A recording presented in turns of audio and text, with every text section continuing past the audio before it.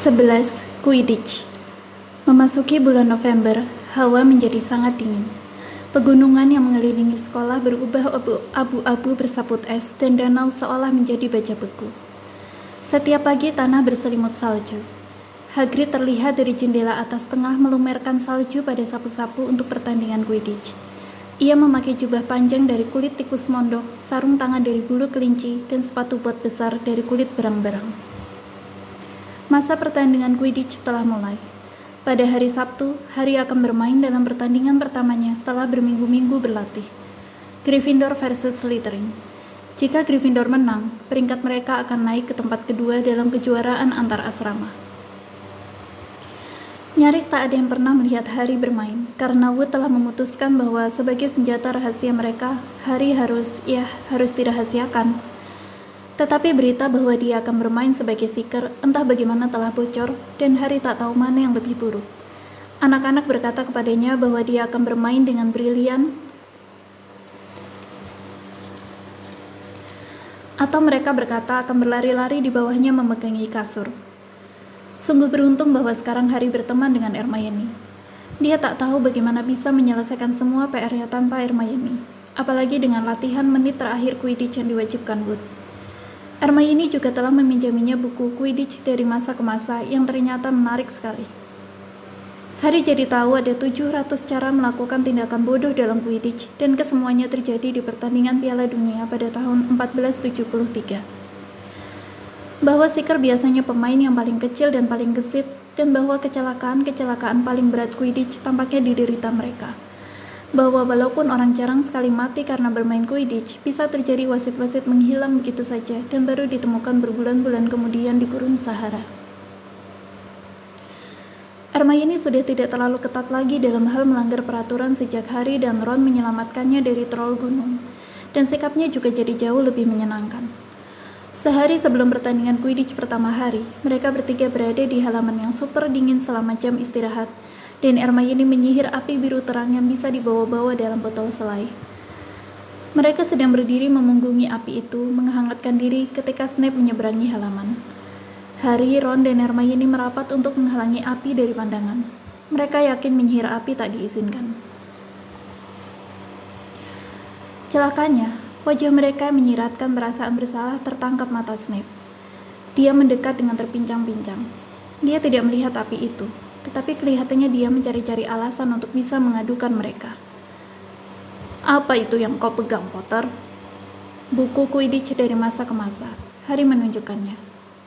Buku perpustakaan tidak boleh dibawa keluar sekolah, kata Snape. Berikan padaku. 5 angka dipotong dari Gryffindor. Peraturan itu diada-adakan, gumam Harry kusar ketika Snape terpincang-pincang menjauh. Kenapa ya kakinya? Entahlah, tapi kuharap sakit sekali, kata Ron sengit. Ruang rekreasi Gryffindor bising sekali malam itu. Harry, Ron, dan Hermione duduk bersama di dekat jendela. Hermione sedang memeriksa PR jimat dan guna-guna milik Harry dan Ron. Dia tidak mengizinkan mereka menyalin PR-nya. Bagaimana kalian belajar kalau cuma menyalin? Tetapi dengan meminta Hermione memeriksa PR mereka toh mendapatkan jawaban yang benar juga. Harry merasa resah. Dia menginginkan kembali buku Quidditch dari masa ke masa untuk mengalihkan pikirannya dari pertandingan besok. Kenapa dia harus takut kepada Snape? Seraya bangkit, dia memberitahu Ron dan Hermione dia akan bertanya kepada Snape kalau dia boleh meminta kembali buku itu. Kau sendiri saja deh, kata mereka serempak. Tetapi Harry menduga Snape tak akan menolak jika ada guru-guru lain mendengarkan. Dia menuju ke ruang guru dan mengetuk. Tak ada jawaban. Dia mengetuk lagi. Tetap tak ada jawaban. Mungkin Snape meninggalkan buku itu di dalam. Layak diselidiki. Harry mendorong pintu hingga terbuka dan mengintip ke dalam. Pemandangan yang tampak olehnya sungguh mengerikan. Snape dan Filch ada di dalam, cuma berdua. Snape mengangkat jubahnya sampai ke atas lutut. Salah satu kakinya luka berdarah-darah. Filch sedang membebatnya. Makhluk sialan, Snape memaki.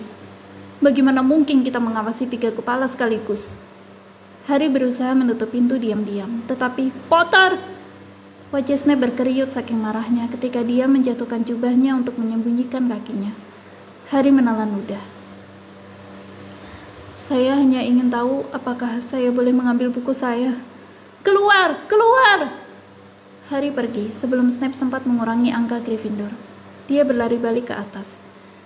Berhasil, tanya Ron ketika Harry bergabung kembali bersama mereka. Ada apa?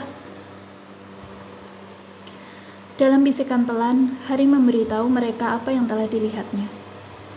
Kalian tahu apa artinya ini? Dia mengakhiri ceritanya dengan menahan napas.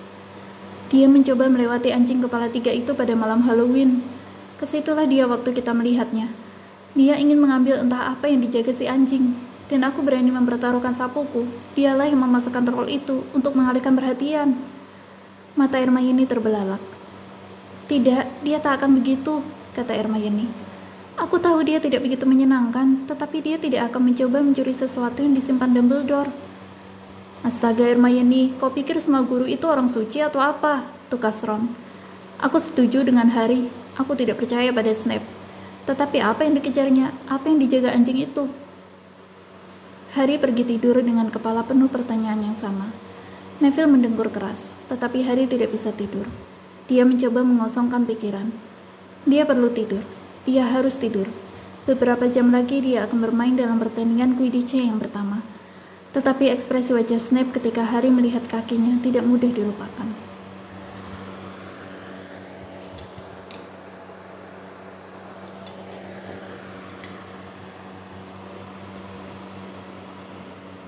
Paginya udara sangat cerah dan dingin. Aula besar dipenuhi aroma lezat sosis goreng dan obrolan riang anak-anak yang sudah menanti-nanti saat menonton pertandingan Quidditch yang seru. Kau harus sarapan, aku tak ingin makan. Sepotong roti saja, Hermione membujuk. Harry gelisah, sejam lagi dia akan berjalan ke lapangan. Harry, kau butuh tenagamu, kata Seamus Finnegan. Seeker selalu jadi sasaran serangan tim lawan. Terima kasih Seamus, kata Harry seraya mengawasi Seamus yang memberi saus tomat banyak-banyak ke sosisnya. Pada pukul 11, seluruh sekolah tampaknya sudah memenuhi tempat duduk tinggi di sekeliling lapangan Quidditch. Banyak anak yang membawa teropong. Tempat duduknya memang sudah tinggi sekali, tapi kadang-kadang masih tetap sulit melihat apa yang sedang terjadi. Ron dan Hermione bergabung dengan Neville, Seamus, dan Dean si penggemar West Ham di deret paling atas. Sebagai kejutan untuk Harry, mereka telah membuat spanduk besar dari spray yang telah dicapik-capik Scabbers. Tulisannya, Potter for President, dan Dean yang pandai menggambar telah melukis singa besar Gryffindor di bawahnya. Kemudian Hermione menyihirnya sedikit sehingga catnya berpendar warna-warni. Sementara itu di kamar ganti, Harry dan para anggota tim lainnya sedang memakai jubah Quidditch mereka yang berwarna merah. Slytherin akan bermain dengan seragam hijau. Wood berdeham, meminta anggota-anggotanya diam. Oke, men, katanya. Dan women, kata Angelina Johnson si Chaser. Dan women, Wood setuju. Ini saatnya. Saat penting, kata Fred Weasley. Yang sudah lama kita semua nantikan, kata George. Kami sudah hafal pidato Oliver, Fred memberitahu Harry. Kami sudah masuk tim tahun lalu. Tutup mulut kalian berdua, kata Wood. Ini tim terbaik yang pernah dimiliki Gryffindor selama beberapa tahun terakhir ini. Kita akan menang, aku yakin. Dia membelalak kepada mereka semua, seakan ingin mengatakan, kalau tidak, awas. Betul, sudah waktunya. Semoga sukses. Harry mengikuti Fred dan George meninggalkan kamar ganti dan berharap lututnya tidak goyah memasuki lapangan di bawah gemuruh sorakan. Madam Hooch menjadi wasit. Dia berdiri di tengah lapangan, menunggu kedua tim dengan sapu di tangannya. Aku menginginkan permainan yang jujur, anak-anak, katanya, setelah mereka semua berkumpul mengelilinginya. Harry memperhatikan bahwa Madam Hooch tampaknya bicara khusus kepada Kapten Slytherin Marcus Flint, anak kelas 5. Bagi Harry, tampaknya Flint punya keturunan darah troll. Dari sudut matanya, Harry melihat spanduk yang berkibar di atas para penonton, bertulisan Potter for President. Jantungnya berdegup, dia merasa lebih berani. Silakan naik ke sapu kalian.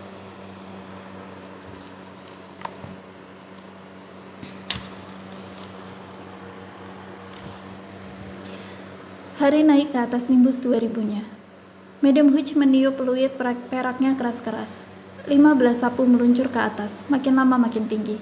Pertandingan dimulai. Dan Quaffle langsung berhasil ditangkap oleh Angelina Johnson dari Gryffindor. Sungguh Chaser luar biasa cewek satu ini. Lumayan menarik lagi. Jordan! Maaf, Profesor. Sahabat sekembar Weasley, Lee Jordan, adalah komentator pertandingan ini. Ia diawasi ketat oleh Profesor McGonagall. Dan Angelina benar-benar gesit di atas. Lontaran tepat kepada Alicia Spinnet, penemuan baru yang bagus di Oliver Wood, tahun lalu cuma cadangan, kembali ke Angelina dan tidak, Slytherin berhasil merebut Quaffle. Kapten Slytherin, Marcus Flynn, berhasil merebut Quaffle dan meluncur menjauh. Flynn terbang bagai elang di atas sana. Dia akan mencetak gol. Tidak, dihentikan oleh gerak hebat kiper Gryffindor Wood dan Gryffindor kembali memegang Quaffle. Itu Chaser Bell dari Gryffindor, menukik manis mengitari Flynn, naik lagi dan ouch, pasti sakit sekali. Belakang kepalanya dihantam Belajar. Quaffle berhasil direbut Slytherin. Adrian pasti melesat menuju gawang, tetapi dia diblok oleh Belajar kedua, yang dilemparkan ke arahnya oleh Fred atau George Weasley, tak bisa membedakan yang mana. Yang jelas gerakan bagus dari Peter Gryffindor, dan Angelina kembali memegang bola, tak ada halangan di depannya, dan dia meluncur, benar-benar terbang, menghindari Belajar yang melaju cepat ke arahnya. Gol di depannya. Ayo Angelina. Kiper Bletchley menukik, lolos, gol untuk Gryffindor. Sorakan anak-anak Gryffindor membahana menembus udara dingin, di tingkah jerit sesal dan ratapan anak-anak Slytherin. Geser sedikit, Hagrid. Ron dan Hermione merapat untuk memberi cukup tempat bagi Hagrid untuk bergabung bersama mereka. Dari tadi nonton dari pondokku, kata Hagrid sambil membelai teropong besar yang tergantung di lehernya. Tapi tidak seseru kalau ada di sini. Snitch-nya belum kelihatan. Belum, kata Ron. Harry belum banyak kerjaan. Cuma menghindari serangan, tapi kan susah juga, kata Hagrid. Mengangkat teropongnya dan memandang ke langit, ke arah titik yang tak lain tak bukan adalah Harry. Jauh di atas mereka, Harry melayang di atas para pemain lainnya, menajamkan mata mencari-cari Snitch. Ini bagian dari rencana permainannya bersama Wood.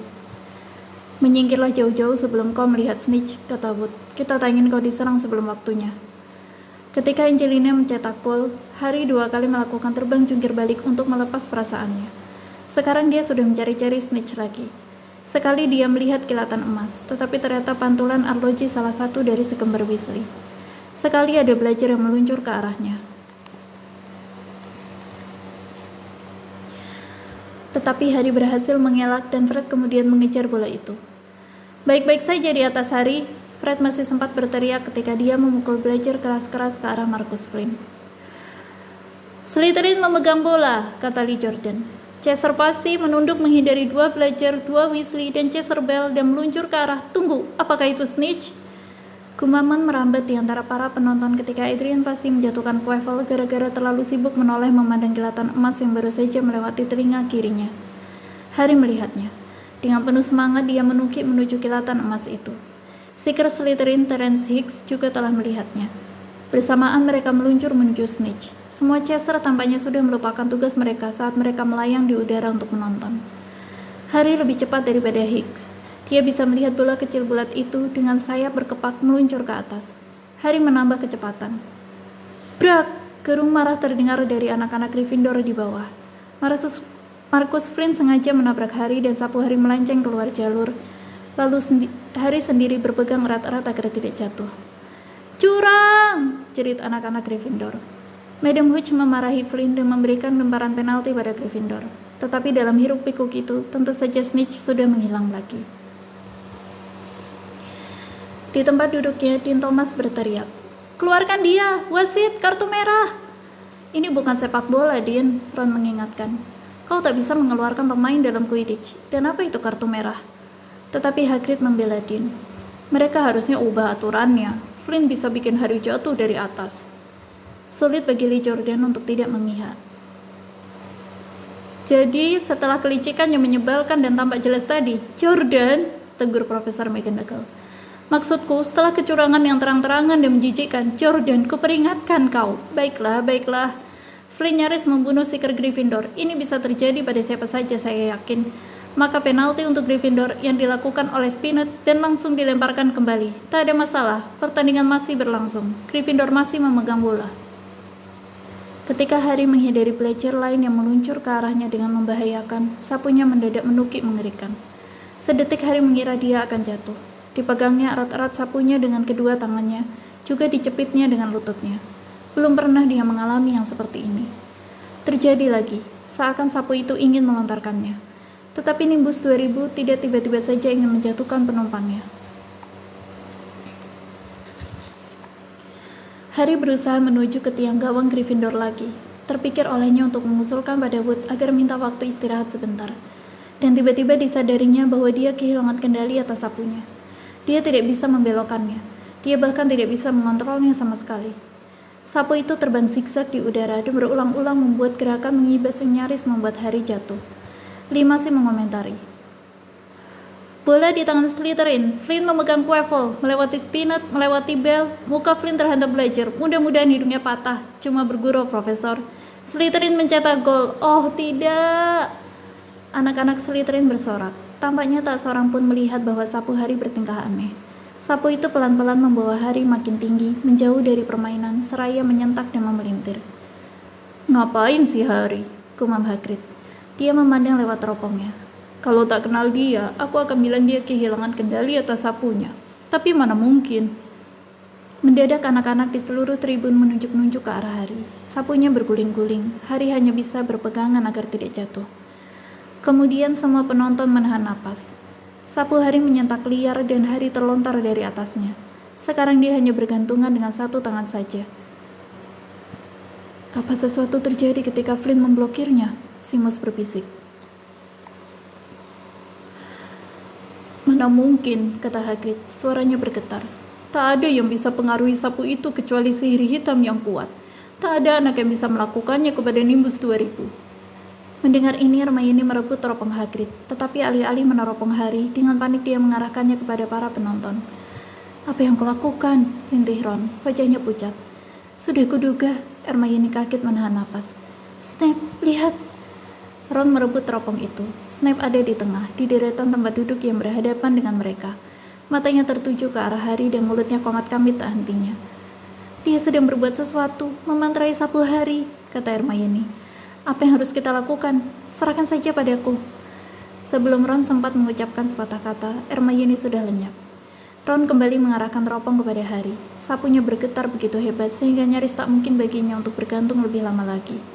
Semua penonton berdiri, mengawasi dengan cemas ketika si kembar Weasley terbang ke atas, mencoba menyelamatkan Harry dengan menariknya ke atas salah satu sapu mereka.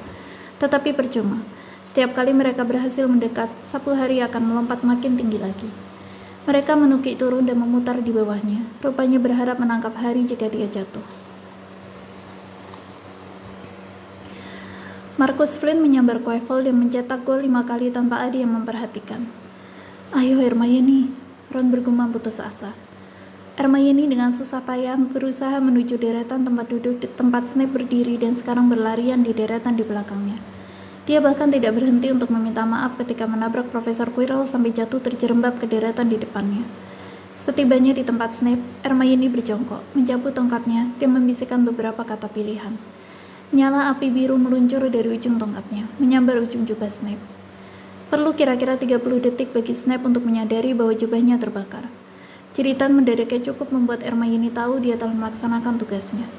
Diraupnya api itu dari jubah Snape dan dimasukkannya ke dalam botol kecil di sakunya. Lalu dia berjalan kembali sepanjang deretan tempat duduk yang dilewatinya tadi. Snape tak akan tahu apa yang telah terjadi. Tetapi itu cukup. Di angkasa, Harry mendadak saja bisa naik kembali ke atas sapunya. Neville, kau boleh lihat sekarang, kata Ron. Selama 5 menit terakhir ini, Neville terisak-isak menyembunyikan wajah di jaket Hagrid. Harry sedang meluncur ke bawah ketika penonton melihatnya mengatupkan tangan ke mulutnya, seakan dia mau muntah. Dia mendarat di lapangan dengan tangan dan kakinya, terbatuk dan sesuatu yang keemasan jatuh ke tangannya. Aku berhasil mendapatkan snitch! Teriaknya seraya melambaikan snitch itu di atas kepalanya, dan permainan pun berakhir dengan hiruk-pikuk penuh kebingungan. Dia tidak menangkapnya, dia nyaris menelannya! Flynn masih uring-uringan 20 menit kemudian, tetapi tak ada gunanya. Harry tidak melanggar peraturan, dan Jordan dengan sukacita masih terus mengumandangkan komentarnya. Gryffindor menang dengan skor 170 lawan 60. Meskipun demikian, Harry sama sekali tidak mendengar semua ini. Dia sedang menghadapi secangkir teh pekat di pondok Hagrid ditemani Ron dan Hermione. Snape pelakunya, Ron menjelaskan. Hermione dan aku melihatnya. Dia kumat-kamit mengutuk sapumu, sama sekali tak melepas pandangannya darimu. Omong kosong, kata Hagrid, yang sama sekali tak tahu apa yang terjadi di sebelahnya di arena tadi. Untuk apa Snape lakukan hal macam itu? Harry, Ron, dan Hermione saling pandang, bingung bagaimana menjelaskannya. Harry memutuskan untuk berterus terang. Aku tak sengaja tahu sesuatu tentang dia, katanya kepada Hagrid. Dia mencoba melewati anjing kepala 3 itu pada malam Halloween. Anjing itu menggigitnya. Kami menduga dia ingin mencuri entah apa yang dijaga anjing itu. Teh yang dipegang Hagrid sampai terjatuh. Bagaimana kalian sampai bisa tahu tentang Fluffy? Katanya. Fluffy? Iya, dia anjingku. Ku beli dari orang Yunani.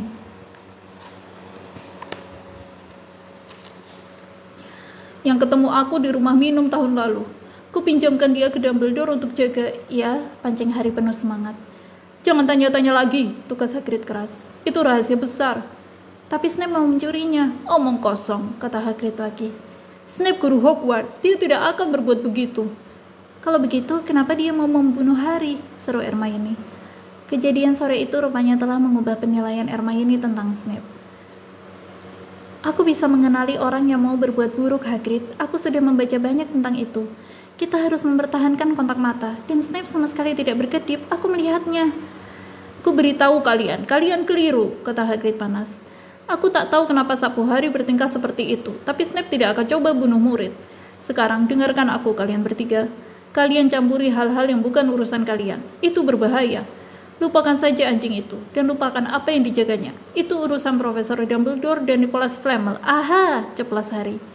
Jadi ada orang bernama Nicholas Flamel yang terlibat, kan? Hagrid kelihatan marah sekali pada dirinya sendiri.